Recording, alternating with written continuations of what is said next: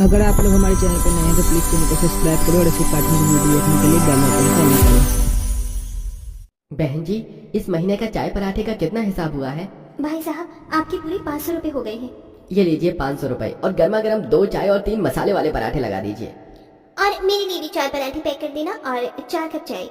योगिता अपनी गरीब टूटी फूटी झोपड़ी के बाहर ही चाय पराठे बेचने का काम करती थी। बारिश के मौसम में गर्मा गर्म चाय पराठे बेचकर योगिता दिन में ठीक ठाक कमाई कर लेती थी। आज तो पूरे 1000 रुपए की कमाई हुई है। जल्दी से जाकर घर का राशन ले आती हूँ।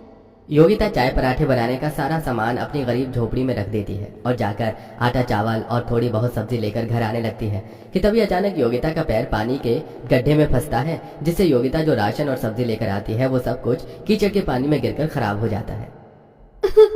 ये क्या हो गया? सारा राशन सब्जी इस कीचड़ में गिरकर खराब हो गए। अब मैं क्या करूँ? 2 दिन से मेरे परिवार ने ठीक से खाना नहीं खाया था। अब मैं उन्हें क्या खिलाऊंगी? योगिता काफी देर तक उन गिरे हुए सामान को देखकर रोती है और अब घर जाने लगती है। योगिता जैसे ही घर जाती है तो देखती है कि थोड़ी देर पहले हुई बारिश की वजह से उसकी झोपड़ी में पानी भर गया है और उसकी सास, नंद और बेटी एक टूटी फूटी चारपाई पर बैठे हुए हैं। ये सब क्या हो गया? थोड़ी सी बारिश में हमारे घर में कितना पानी भर चुका है। कभी कभी तो मन करता है कि इसी पानी में कूद कर मर जाऊं। इस बारिश ने तो हमारी जिंदगी खराब करके रख दी है। योगिता काफी देर तक उस पानी को बाहर निकालने की कोशिश करती है, लेकिन उसका कोई फायदा नहीं होता।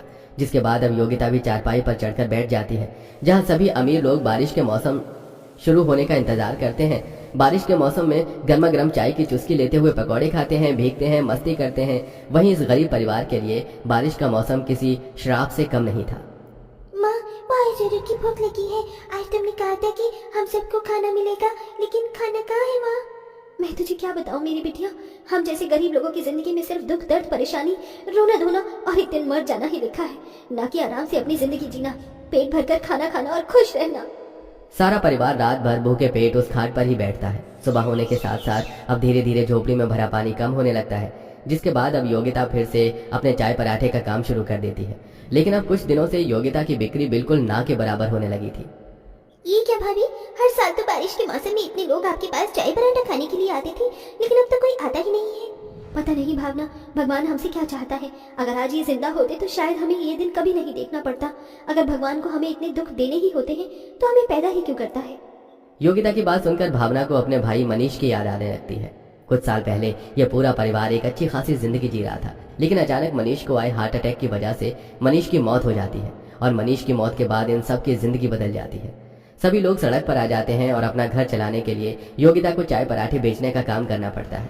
लेकिन इस महंगाई के जमाने में मामूली से चाय पराठे बेचकर कहाँ कोई गरीब सुकून से 2 वक्त की रोटी खा सकता है। ये बारिश तो रुकने का नाम ही नहीं ले रही है। सुबह से लगातार हो रही है। लगता है क्या आज ये बारिश बाढ़ लाकर ही मानेगी? सुबह से हो रही बारिश की वजह से आज योगिता चाय पराठे का काम भी नहीं कर पाती है, जिसके चलते उसकी 1 रुपए की भी कमाई नहीं होती और आज भी उन सबको भूखे पेट ही सोना पड़ता है। लेकिन शायद इस गरीब परिवार की जिंदगी में अभी यह परेशानी काफी नहीं थी। तेज बारिश के साथ साथ अब आंधी जैसी हवाएं चलने लगती हैं, जिसके चलते उनकी कमजोर झोपड़ी की दीवारें जोर जोर से हिलने लगती हैं और देखते ही देखते पल भर में उनकी कमजोर झोपड़ी की छत हवा में उड़ जाती है और दीवारें भी इधर उधर गिर जाती हैं और अब पूरा परिवार भारी बारिश में भीगने लगता है। भाभी, ये सब क्या हो गया? एक छत तो थी हमारे सर पर, उसे भी भगवान ने छीन लिया। इतनी रात और भारी बारिश में अब हम लोग कहाँ जाएंगे?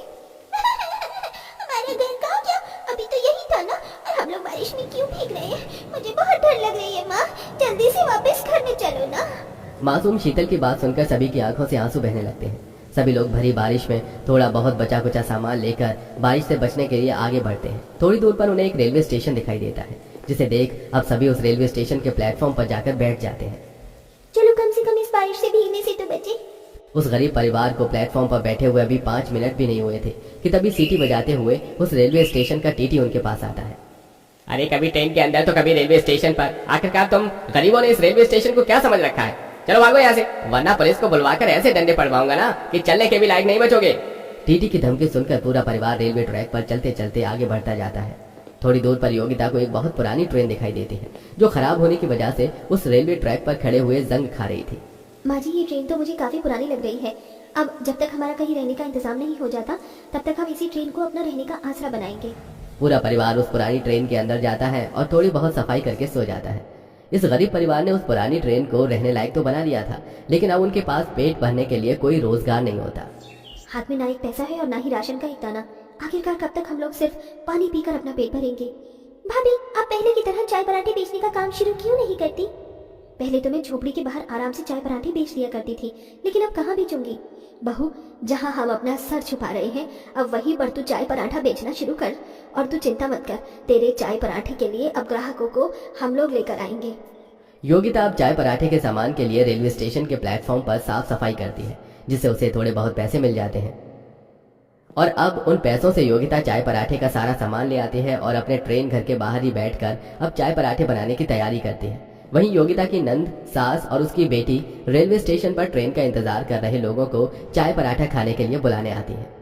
अरे साहब, आप यहाँ कहाँ चाय की लाइन में खड़े लगे हुए हैं? हमारे साथ चलिए, मेरी भाभी बहुत अच्छी चाय और पराठा बनाती है। इस बारिश के मौसम में ऐसी चाय और पराठा आपने पहले कभी नहीं खाया होगा। आइए और हमारे साथ चलिए। भावना, कौशल्या कुछ ग्राहकों को अपने साथ अपने ट्रेन घर के पास ले आती हैं, जिसे देख योगिता काफी खुश होती है। और अब योगिता ग्राहकों के लिए गर्मा गर्म चाय और पराठे बनाती है, जिन्हें खाकर वो ग्राहक काफी खुश हो जाते हैं। अरे मैंने तो सुना था कि रेलवे